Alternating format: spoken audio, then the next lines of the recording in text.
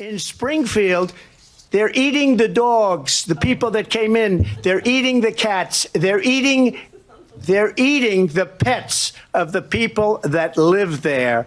And this is what's happening in our country, and it's a shame. Today, we're diving into a breaking story that's shaking up the look and maybe even the function of government in America. Donald Trump has signed an executive order to launch something called the National Design Studio. It's a move that could overhaul everything from federal websites to the logos you see at your local government office. But is this about making things easier for everyone? Or is it just about stamping another Trump trademark on the country?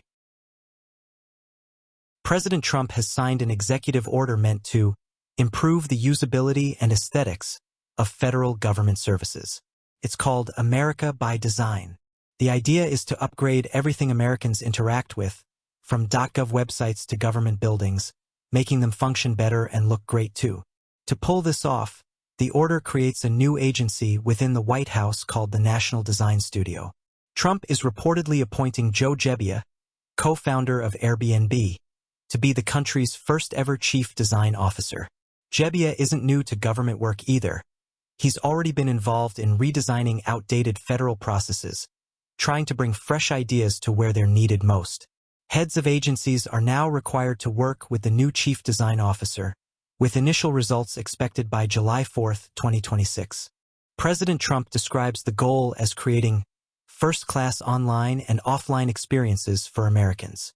The administration also says it's time to fill the digital potholes across our nation.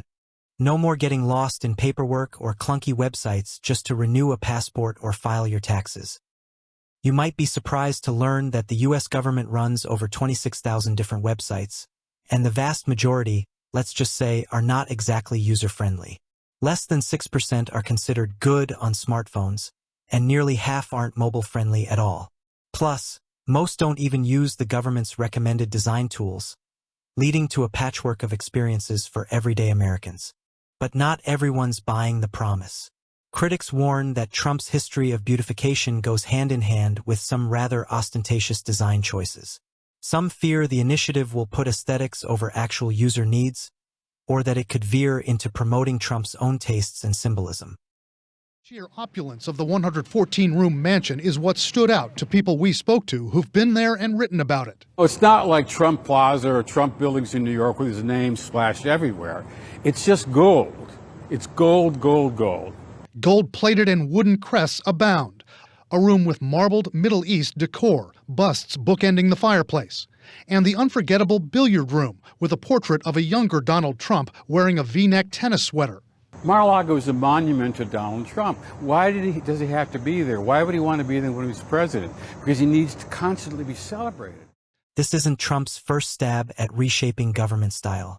Back in 2021, he pushed an order to make classical and traditional design the norm for federal buildings. America by Design seems like the next step, so the big question on everyone's minds: is this about helping everyday people, or building a political legacy through aesthetics?